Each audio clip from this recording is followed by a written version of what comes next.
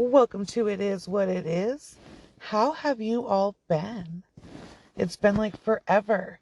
So I wasn't going to release anything until I had a bunch of stuff ready because I wanted to start all new, all fresh and whatnot.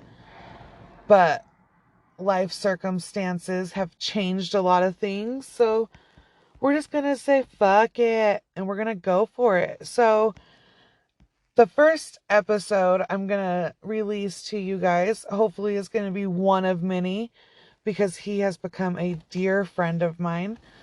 And this episode came about because I asked another friend of mine what my comeback episode should be, and he recommended one, and so I was going to do it. I was going to do Cassie Jo Stoddard from Pocatello, and one day I was sitting there watching TV, and I was watching Cold Justice, and they were doing a case in Idaho Falls, and they called up Brian Draper,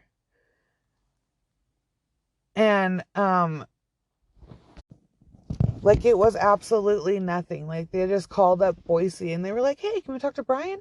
I mean, I know there was obviously steps, and on the show it made it just look like they called him. But anyway, so I went and I Googled his IDOC number, his prison inmate number, and I hopped on the inmate messaging board page thing, and I sent him a message. And so me and Brian Draper have become friends.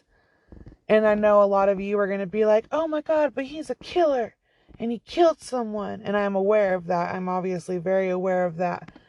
But I don't believe in judging a person on one thing. Now, if it was a repeated act and it was something that was like, "Oh, damn, boy, you got an issue with this. You need to get that checked out," it'd be a whole other story. But it was a one-time crime, a horrible crime, but also committed 13 something years ago. So obviously he has grown and matured and grew up in prison. And so his outlook and everything else is very different than what it was back then. And I think once you hear this first episode and you guys kind of get to know him just a little bit, hopefully you guys will see that like he is a person just like you. And just because he did one horrible shitty thing doesn't mean that we should just like judge him for the rest of his life. And so yeah, I want to let you guys hear this phone call, and it's about 30 minutes long.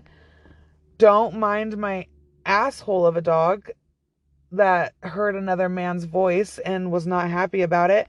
So there's a little minute in there where my dogs are being assholes, so hopefully you guys can hear over them. But I'm going to be giving Brian any questions you guys have or anything you guys want to know from him. And then hopefully we can do another follow-up episode and kind of get more of what you guys want to know about him out there. And we're going to be going on a hell of a ride together here soon. I will release another episode kind of telling you guys what's going on because a whole massive amounts of shit have gone on and it's going to be pretty fucking nuts. But yeah. So here's Brian's episode. I hope you guys really enjoy it. And put the questions in the comments. If you're going to do negative comments, don't even waste your time, boo. Save those fingers. Save them. Save them for someone who gives a hoot. And I love all of you. And I've missed you guys so fucking much. You guys have no idea. I wish this was like a whole other episode, but I want to get this one out there. So have a great Friday. And let me know. Bye, guys. Sent to you from Brian Draper, an inmate at Idaho State Correctional Institution. To accept this call, press or say 5. To refuse this call will be recorded and subject to monitoring at any time. Thank you for using IC Solutions. You may begin speaking now. hello? Hey, how are ya? Hey, what is going on? Is this Not good a time? whole lot. How are you? I'm good. How are you doing? Good. I've been waiting for you to Okay. call. Ugh. I'm sorry? I said I've been waiting for you to call. Oh, I'm sorry. Yeah, my email thing is it's all messed up because I moved, and I can't update my player, and so it's all messed up, and so I'm not getting emails. The emails I'm writing, so it's kind of messed up right now. So It's all good. If you wrote me, I didn't get it. I'm sorry. It's okay. How have you been, though? I've been okay. I got moved, and so I'm in a different area, so it's a little different, but it's nice, and I'm getting used to it still. So I lived in the other place I was in for 10 years, so it was so it's a big change, you know. But other than that, I'm good. Oh, wow. So where'd you move to? I just moved to the other tier, so it's like the other pod, I guess you could say pod. Too. Gotcha, okay. So yeah, same unit, but different pod. Yeah, so different people, Nice. different atmosphere. Yeah. Different atmosphere, different vibe. Yeah, different vibe. Yeah, absolutely. Nice. All right. So, did you wanted to do some of the episode today, or what did you want to do? Sure, it's your call. Well, really, it's up to you. No, it's cool. Okay. So then, I'm already recording, so I can just chop out the first minute or whatever, and then so we can just start off with obviously who you are, and then we can do all that fun jazz. So I guess I really don't even need that part because I already have the introduction call anyway. Okay, so obviously you're Brian Draper, and I'm Brian Draper, yes.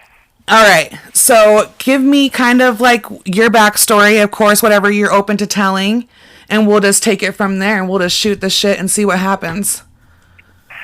My backstory? Yeah, just not, I mean, whatever, obviously, whatever you're comfortable with, but just like where you're from, you grew up here, Idaho, that whole jazz. Okay, that old jazz. Yeah, the whole sing and dance, the whole like where you from kind of thing. Okay, well, I'm Brian Draper. I'm 32 years old. I'll be 33 in 2 months.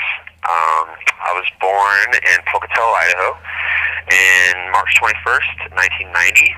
I moved to Utah when I was 3.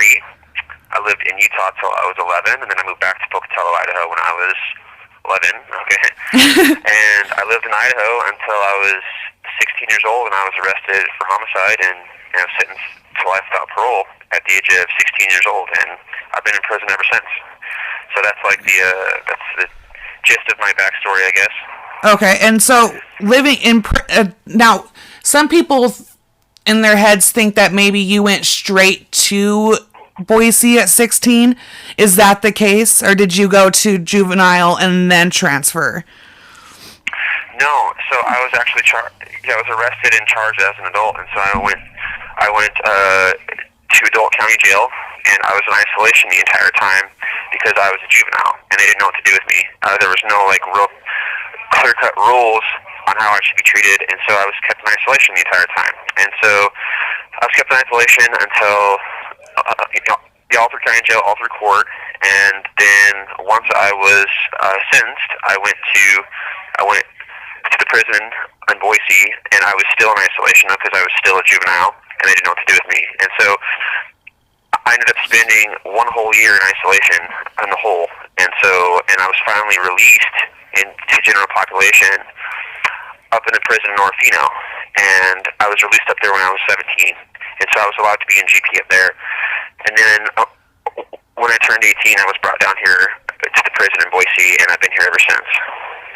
Oh, okay. So Orofino first, and then there. Yes. And so you do maintain a job? Yeah, I've been a janitor for pretty much the entire time I've been here. I've been a facilitator in a music room, a piano tutor. I do all kinds of things. I stay busy.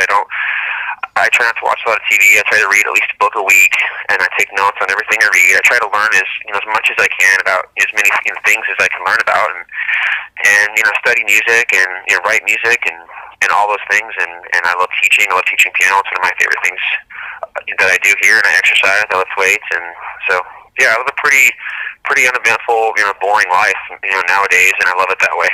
Right. You play piano? That's amazing. Yes, I play piano, and I love it. Yeah, I've been playing since I was a kid. Actually, I grew up LDS, and so I grew up playing hymns. And as I got older, I broke away from that, and I started, writing all my own songs and playing Beethoven, and I fell in love with it. And after I came to prison, I started playing for the church here, and then I lost interest in playing for the church, and so I started playing on my own. And then I was involved in our music room, and I would tutor piano, and I still have a piano class here that I teach, and so I do individual tutoring, for piano. I even taught staff members how to play piano. That's my thing. Is I love piano, and I play guitar and drums as well. But like the piano is just, that's it. That's my favorite thing in the world. I love it. That's amazing. That's cool. I didn't know that. Yeah. I'm a piano player. Is there anything over the years? Because have you ever seen a show on yourself? You know what? Yes, I have. So basically, we have like cable television. So I remember on A&E, like in 2015 or so, I was just flipping through the channels, and my friends told me that I was on TV, and so I thought it was the news or whatever. So I was like, okay, I was interested in like what it was, because I want to see what everybody else is seeing. And it was Lost for Life, which was a documentary I was involved in when I was 21 or 22. It's a long time ago. And so, yeah, I've watched parts of it because it's kind of hard to watch, because it kind of feels like I'm watching another person's story, and it's confusing and it's upsetting, and it's part of my life that I really want to move on from, not move past, but like move on from. Right. Because it's not helping me in any way. But yeah, and then there's been other shows that have been on A&E that just appear out of nowhere, and so I'll watch like a minute or two, and I'll get disgusted, and I'll change it, and then I'll be in a rotten mood for a day or two. And so I learned that I just can't expose myself to that stuff anymore. So I don't watch anything about my case anymore. No. Well, that's good. Because I've always, like, what brought us, I guess I should tell everybody what brought us together. It's kind of weird. I was sitting there watching a show one day, and they were talking about your co-defendant, and they literally just it was the Cold Justice show, and they literally just called you like it was an everyday thing. They called Boise, and they were like, hey, put him on the phone, and Boise said, okay, cool. And then I was like, you know what? I want to talk to him. I've always wanted to talk to you. That Lost for Life documentary is what introduced me to you, obviously, besides what actually started it all. And so I've offered Brian a chance to have an open platform to just tell people what he would want people to know about him, besides the fact of what he's done, because he is a person and he has accomplished things in prison. And so I just kind of want you to tell everybody about the things that you've done, and pretty much just like obviously the lesson that you've learned from what happened and the person you are today. Oh man, well I've learned a lot of lessons, that's for sure. But okay, well I think like the general like lesson I'd say is that be okay with who you are. I think that when I was a kid, I was so obsessed with trying to impress others and be somebody else that I never appreciated who I was as a person. And so I was always interested in being somebody else. And so I left Brian Draper behind. And obviously that led me to this, this reality that I'm living now. And I think that had I been appreciative of who I was and appreciative of my gifts and my talents back when I was a kid, and had I been okay with just being, a classmate and a kid at my school and not having to be important or special, or I would have lived a great life and a great future. And instead I was worried of what everybody else around me thought of me. And I made horrible decisions because of that. And so, as I've been in prison over the years, I've been here for 16 and a half years now, I've just learned to appreciate life and appreciate every day that I have, and learn as much as I can about the world. And that's what I learned as well, is is when I was a kid, I didn't know anything about anything. Like, I didn't know anything. And so I learned everything from movies and the internet and TV. And so I had a very warped idea of what it meant to be a person. And as I've gotten older, I've learned so much about our world and our country and our government. And I've been in relationships, and I've been broken up with, and I've been in love, and I've been hurt, and I've just cherished all the experiences I've had, and I've learned so much about myself. And so that's like the ultimate lesson I think I learned, is that just to appreciate being alive and appreciate being a person, because when you lose everything, you lose everything, and all you want is to get it back. Like, I would give anything to just be able to be a normal person, and to have a normal job, to have a wife and kids and a house, and I mean, that's all I want now, and I can't have it because I messed up so bad when I was a kid. And so that's what I want to teach people, is just appreciate your lives, everyday life, and just, appreciate that. And that's what I would say. Yeah. It's kind of surreal in your case, though, because, like, you do get to be alive, and I know that's going to be a lot of the comments people are going to say. They're going to say, well, he does get to live and she doesn't. But yeah, right. And I like to jump ahead of all the haters and the shit talkers, so I just, like, jump ahead of them and just answer that question for them. So, like, you acknowledge that and you know that. But really, the life that you have now is not, it is a life, yes, you are living, but you don't get those things. So, in a way, you're not living. You know what I mean? You are, but you're not. Yeah, it's a type of life. It's not like everyday, like normal life. And I do want to talk about that, though. Is I absolutely understand that, like, she is gone and her life is over, and there's nothing that I can ever take back, or I can never give back to her. And I totally understand it. And I understand that there might be some injustice that I'm alive still, and I live with that every day of my life, and I struggle with that. And for years I struggled with that until I got older, and I understood that there's no good that can come out of any of this unless I do something special with my life, and I help people, and I do something good with my life. And so that's what I learned, is that I can't just crawl into a corner and cut myself and kill myself. That's how I used to be. Right. Because that's not honoring her memory. It's not helping anybody change their lives. It's not bringing anything good into the world. And so I have to do that. Right. It takes work. So that's how I honor her memory, is doing something with my life. And I think that's understandable. Like, I understand that.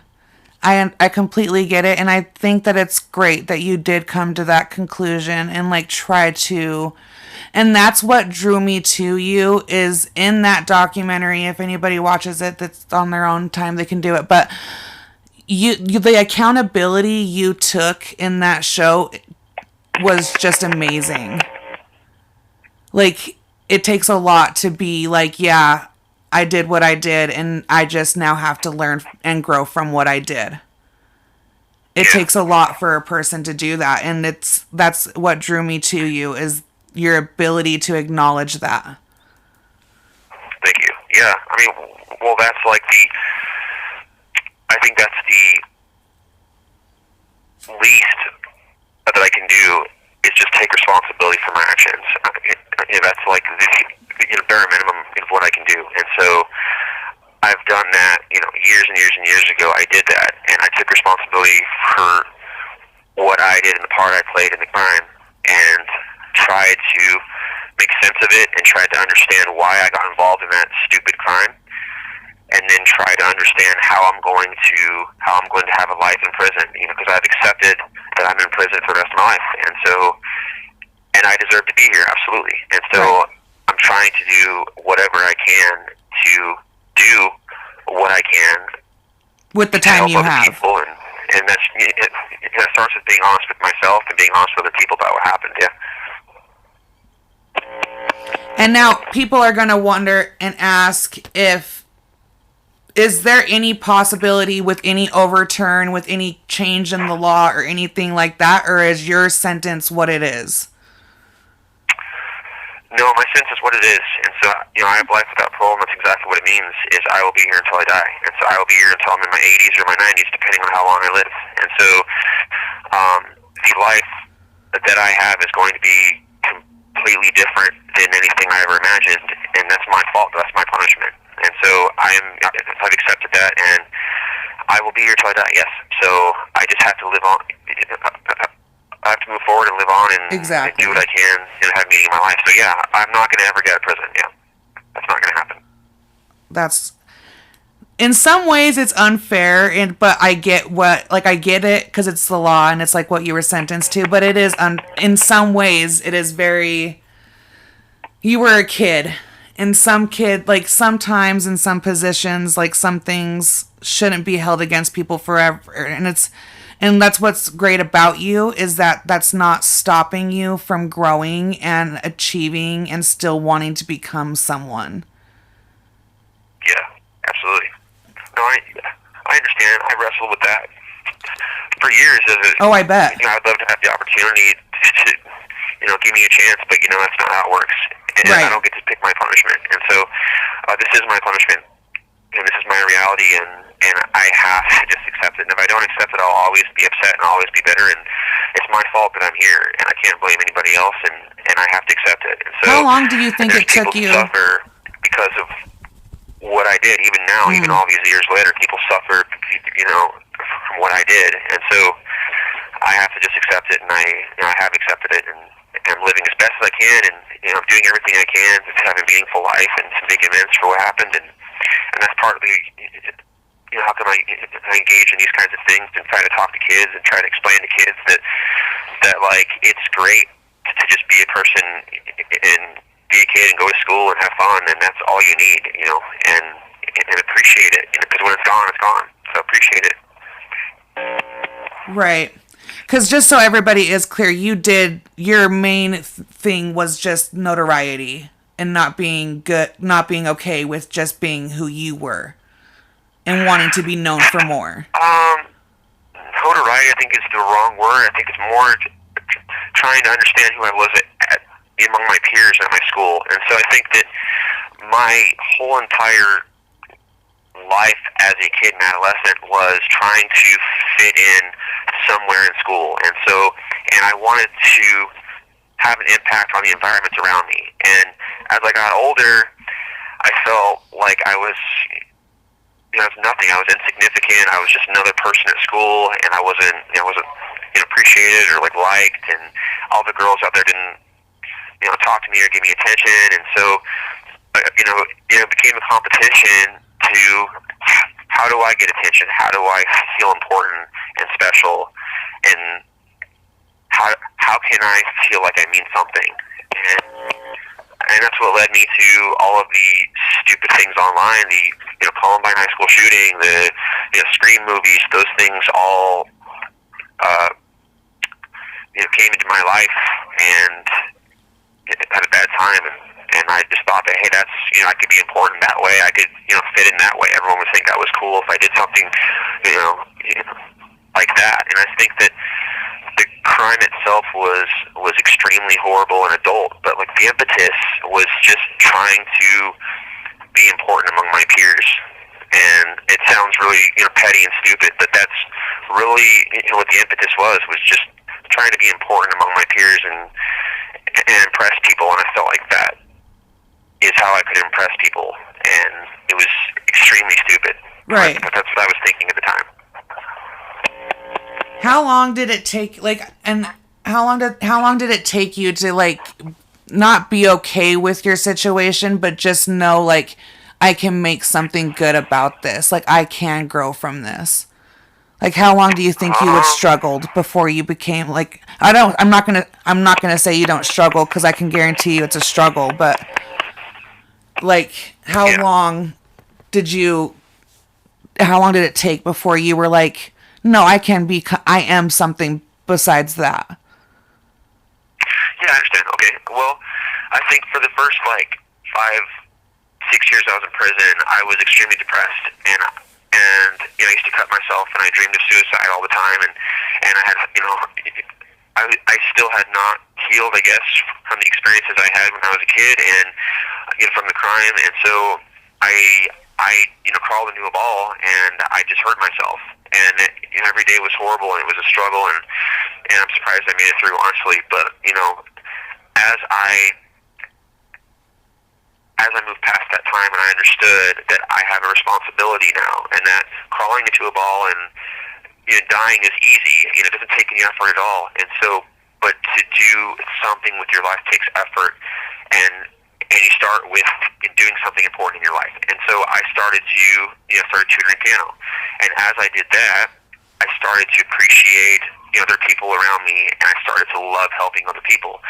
And so it was a slow kind of like progression into who I am now, and it started with coming out of my shell and experiencing things that other people around me, and like falling in love, and like all these things really helped me become an adult, and I was able to leave my childhood behind me. And so as I became an adult, I started acting like an adult. I started having responsibilities, and then I understood that I have a responsibility now to her and her family, and to everybody who cares about me, to do something with my life, because that's the only thing I can do to make amends.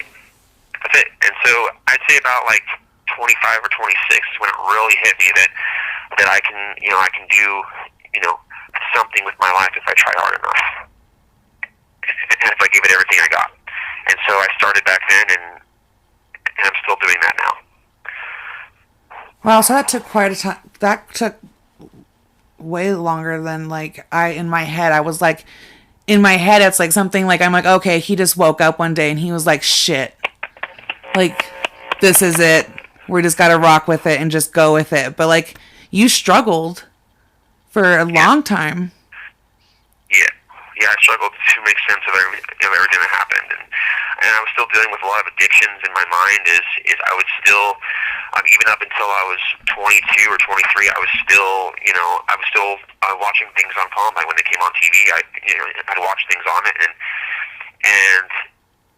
I realized around that time is that it was an addiction that I had to get out of my life completely if I ever hoped to do anything else with my life. And so I had to get it out of my life. And so I decided about 22 or 23 that I was absolutely done with all of that stuff. And so I was done with it. And so I moved on from it, and I never looked back. And I don't watch things on it anymore. I don't read books on it anymore. I'm done. And so, but it took me a long time to get it out of my system. And so, but I think that even when I was 18 and 19, I was still I think I was just tortured back then. I was just still very much a tortured soul, and I didn't understand how I thought. I didn't understand anything about anything, and so all I did was daydream and think about the past and think about how much I hated everything and everyone around me, and I didn't have any purpose, and I hated myself. I hated myself for what happened, and so I just tortured myself. I deprived myself of things. I cut myself, and I did that for years until I finally realized that I was extremely selfish, and I was acting selfish, and that I had to concentrate on other people and my family, and that's how I started growing and getting out of that childhood self. Does your family come see you? Like, is that like, are you still like a big part of like your family life? Yeah, my family's really supportive still. I see my mom and my dad about every 2 weeks or so. They got a divorce about 10 years ago, and so I see them separately. And my sister's still in my life, and she's doing good. She's almost 30 years old now, and she was 13 when I was arrested. So she's getting older, and I see her every couple. About every month I see my sister. So I'm I try to stay active and engage in my family's life, and I try to keep them happy and try to help them as much as I can. And so I see them almost every week. I see my family at least once. So that is so cool. That is awesome, so cool. That's what's helped me get forward is having my family there has helped immensely. and I'm lucky like that. So. And do you think the fact that you've been as like accountable as you have and you've grown from your thing has like helped your family like grow, like connect? So there's no like with some people how they sit out here and they're like, well, he would never, he didn't even, like it's all the other one, he could never. Like your family really doesn't have that because you have taken accountability. So they're like, no. He did what he did, but that's not who he is. Yeah. I think, I don't want to say this, but I think that what I did when I was, a kid, I think it irreparably damaged my family. And I think it, I think it led to my parents having a divorce. I think it, led to my sister's problems and her drug use. And I think that my family, I think I don't know how to say it. I mean, I destroyed my family. And so I think that we've done okay with the reality that we have, but the truth is that I destroyed my family. And our family will never be the same, and they'll never be normal. And I think that all the effects of what happened still, they still affect all of us here and now. And my dad is an alcoholic; he's a recovering alcoholic. But I think I had a large part to play in that, and that's why I try to be there for my family as much as I can now because of all the damage I caused them. But yeah, I think that they're real about what happened, and they're real about my sentence, and so they are real about things. But the damage I caused is just it's too much. It's too much, and I think that we did what we can, but it's never going to be the same. They're never going to be normal, and that's my fault. That sucks. Like I'm glad that like you guys are still like a family unit in like your own way. Cause like when my dad went to prison, I know what that's like to have like, bam, everything in the world stops and changes for both sides. Like, so yeah, I totally get it. And like we failed too. Like we are a basket case. If like we'll totally not talk about that on the microphone because like my family's nuts. But yeah. But like I'm just really glad that you are like you're growing and like you're becoming this amazing person. I didn't even know you could play piano. Like I wish you could like have a piano next to you so I could hear it. Oh, Pianos are like my thing. I used to play the violin when I was younger. So I love that. And it's amazing that you get to teach that and still have like a passion and all that. It's just really nice and comforting to hear that. Thank you. Yeah, I love it. I'm trying, and that's all I can do is it sucks that I'm in a situation, but it's my fault, and I'm trying to do what I can, man. And it's just, it's tough. It's not easy, and I lost a lot of things, but it's, like I said, it's my fault, and I have to be okay with just where I'm at, and I'm trying. I really am. I'm doing everything I can. I take college courses as well, so I'm studying, and I want to get a degree in English. I want to teach English here, and creative writing maybe. That's my end goal. Is I want to teach people here how to engage in themselves. 1 minute remaining. So. Oh, that's so cool. 1 minute left, so. Do you want to do another episode, or do you not want to, or we can just? What do you want to do now? Oh, I could. We can do it another day. Right now. Yeah. Can we do that? Yeah. Okay. Let's just message each other and we'll catch up and do all that fun jazz. And I'll just release this whenever. Okay. But thank you so much for your time. It's great talking to you. It's always great talking to you. So just message me and then we can either do one in between, not recorded or whatever, and we'll figure it out. Okay. All right. Thank you so much for the opportunity. I appreciate it. Of course. You have a great day.